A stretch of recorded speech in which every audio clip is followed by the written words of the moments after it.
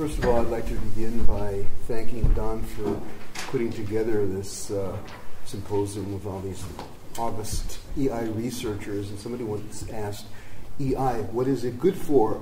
Well, it's good for giving us something to do over the past decade or two, and also, keeping together, stoking the flames of emotional intelligence among the researchers themselves. And here we're back again after a decade. 1 minute.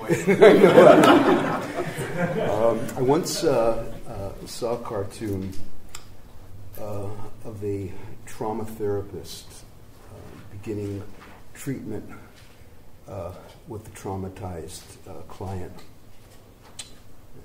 Looks at the client and empathetically says, depression, anxiety,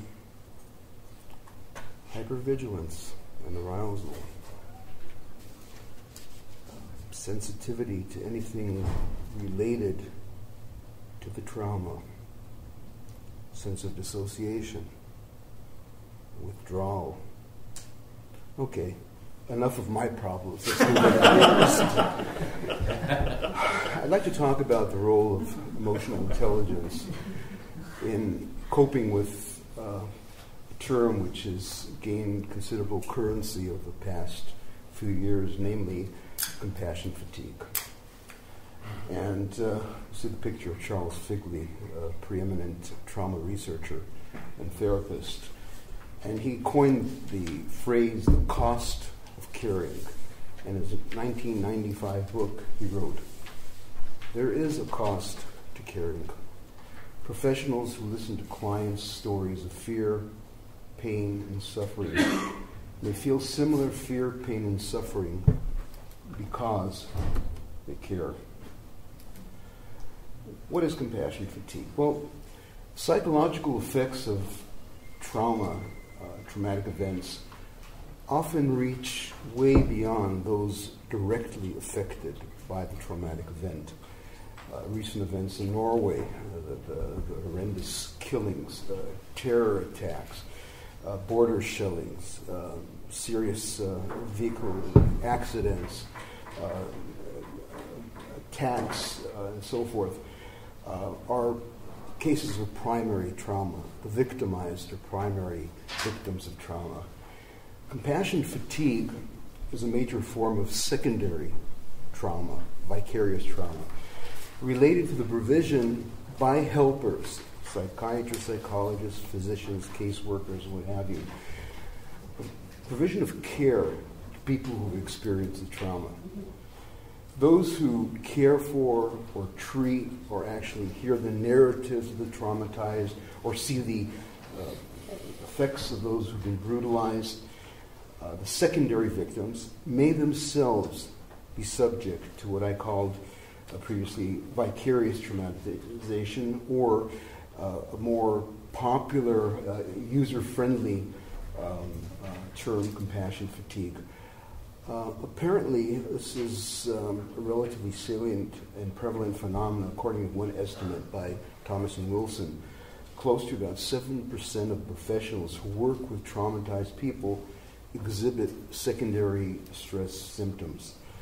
Now, clearly, compassion fatigue or vicarious traumatization is not new, and helpers have way back reported symptoms and suffering when working with the traumatized. What is new is a burgeoning interest and attention paid to compassion fatigue, not only in the helping professions, but also in the medical professions and, of course, in the research community.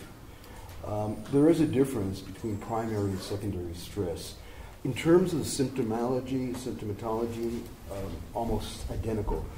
There's a re-experiencing of the traumatic event, either overheard or the effects being seen by the physician or the paramedic. There's the avoidance of trauma-associated stimuli and the numbing of thoughts associated with trauma. And of course, the persistent physiological hyperarousal and specific effects can be seen in the parentheses. I won't go into them in any detail. However, the trauma is experienced not directly, somebody a victim of shooting spree by political extremists, such as the case in Norway. But those who witnessed the shootings, the paramedics who arrived afterwards, the psychologists treating the youth, it's experienced indirectly by hearing about, knowing about the traumatic event. Now, there are two components of compassion fatigue. One is secondary traumatic stress, and that refers to the negative consequences of being exposed to these individuals, clearly through some process of contagion. And the burnout, this is a well-known concept, mental and physical exhaustion, sense of depersonalization. It has a lot to do with the difficulties in working continuously with the traumatized. Whereas secondary traumatic stress results from indirect exposure, burnout refers to the deterioration and depletion of the helper's experience from the excessive work demands. This is depicted in the lower quadrant here. Here you see some of the components of compassion fatigue. There could be connection with the primary trauma victim and the secondary vicarious stress and burnout, and the overlap here, the intersection is basically results in compassion fatigue. Now, there are two theoretical accounts of compassion fatigue. One is there's a depletion of resources and energy by the clinicians, both physical and mental resources, due to continuous exposure to traumatized victims, or simply the helpers are overwhelmed in their effort, continuous effort over time to provide support.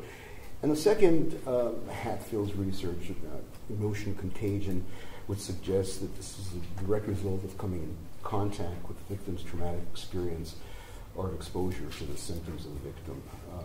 Any person who's sufficiently close to the victim over time and hears the narratives and emphasizes with the fears and with threats will eventually experience almost the same psychological characteristics of the traumatized. Now, let's move on to the particular study that relates emotional intelligence and other individual difference variables to the sense of compassion fatigue.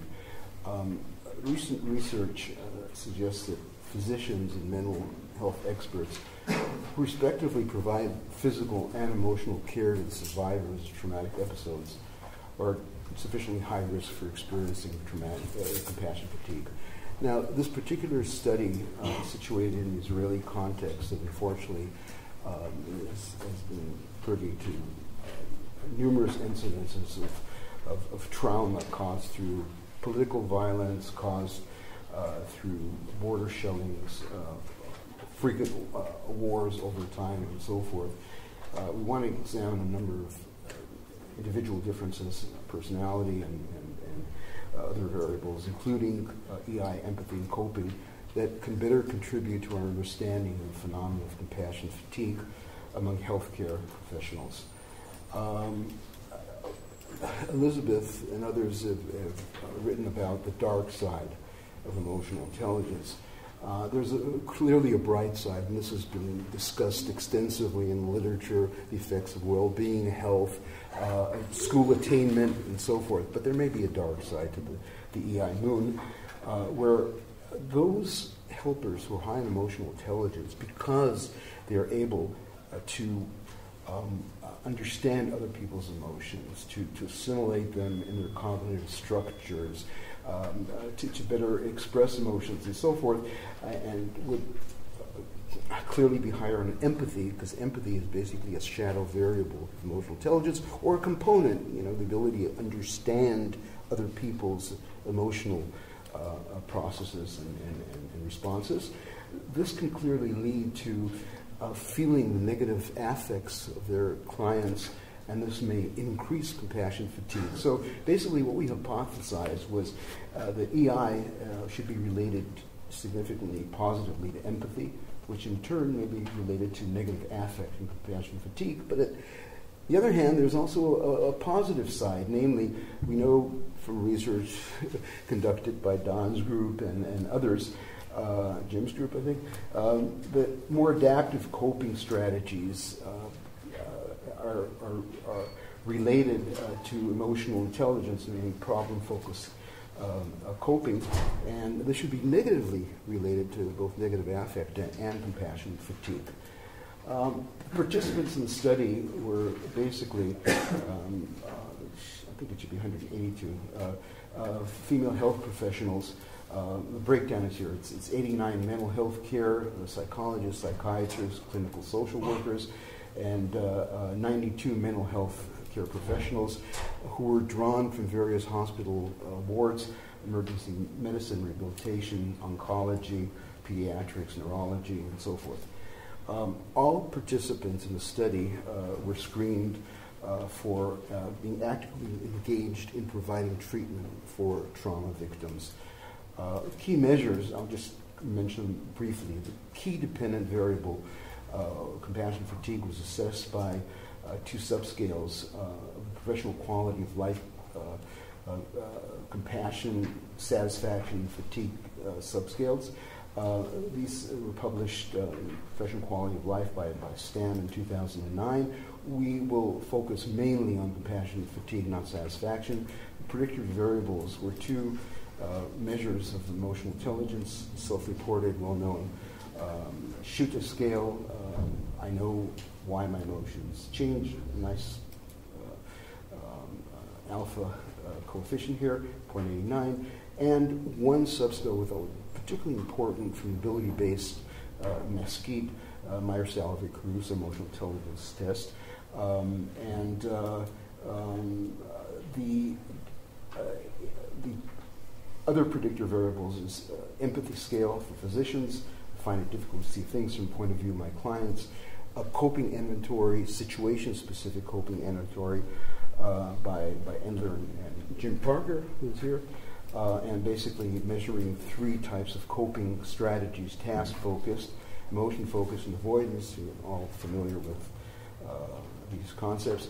And negative mood states based on selection of items from the Dundee Mood Questionnaire by Gary Matthews and colleagues. Fear, anger, helplessness, alpha 0.96. So basically these are the measures. Now, Figure 2 presents a conceptual model we use that parsimoniously summarizes the nexus of theorized relations in the present study. Basically, we thought that emotional regulation, emotional intelligence would impact on empathy, be related to empathy, also beware, since it's cross-sectional study, since it's associated with, which in turn should be related to negative emotions and negative emotions through passion fatigue. But at the same time, we did feel that emotional intelligence in some way should be related to emotion-focused, mainly problem-focused coping, and through problem-focused coping, lead to a reduction in compassion and fatigue. Given the restricted sample size, we didn't use latent variables. We used observed variables only and conducted path analysis. EI, emotional regulation, conceptualizes exogenous variables, and the others, endogenous variables, compassion and fatigue being the main dependent variable. And again, as I mentioned, coping variables were also modeled to impact negative emotions and compassion fatigue. Oops, it's a little difficult here to see the results. Yeah, those are the results. What are we going to do about that? Let's see if we can change. Let's see if we can do something here. Let's do a design. And can we do this? There we go. So, shield 5. There we go. On the spot. Emotional control, I use that. Okay. So what we see here is from the path analysis, indeed, emotional regulation, emotional intelligence were clearly dependent, and they both were associated with empathy, which in turn worked through negative emotions to impact upon compassion fatigue. So in a sense, there's an indirect effect of emotional intelligence scales on compassion fatigue. On one hand, that's the negative side of the mood. There is also a positive side, namely that emotion-focused coping was positively related to negative emotions, related to compassion fatigue. However, problem-focused coping, which was related to the EI scale, was negatively related to negative emotions, and this in turn also had a direct effect on compassion fatigue. So basically, emotional intelligence can work through adaptive coping procedures to lessen the severity of compassion fatigue, and we see the chi-square DF ratio was within acceptable limits, and the confirmatory indices are rather reasonable. The residual mean square for error is 0.08, sort of the boundary over limits. Now, the major, I got another problem here. Previous, hold on. I think since I changed the format, I don't see anything here. So, let's go back and see what we have here. Okay, that's great. Okay. Conclusions? Again, nothing? No? Hold on. Something's got to give. Yeah. Okay. Okay, let's work it from here. Okay, basically, let's see if I can. This will work. Oh, no, that's great. EI can be viewed as a double-edged sword. On one hand, we saw it had negative effects. The higher the helper's emotional intelligence and the more empathy helpers basically show towards their clients, the more they're likely to internalize their clients' traumas and experience elevated levels of negative affect and compassion fatigue. And we know that empathy is a tool of many service providers. Rogers thought that was probably the most important facet of the helper-client relationship. Establish a trustful relationship over time in emotionally charged situations. However, this can clearly be overtaxed and exhausted. And somehow, in the case of compassion fatigue, empathy goes awry, and this can be related to emotional intelligence. However, there are positive effects. Conscious use of one's emotional resources appear to be instrumental in maximizing the effectiveness of the total coping effort. And individuals who understand the nature and causes of their feelings and proficient emotional regulation are more likely to take proactive attempts, namely problem-focused coping, towards coping with their emotions. And I'd like to just mention the quote, if I can ever get this right, by, hold on, let me see. Okay. No. One of these should, no, still not. Yep. Let me see, one of these. Okay. It's a new Stroop task. There we go. None of them will. Okay. This should do it.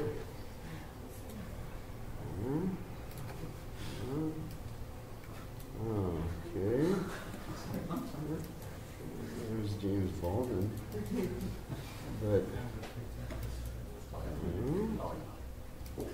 oops.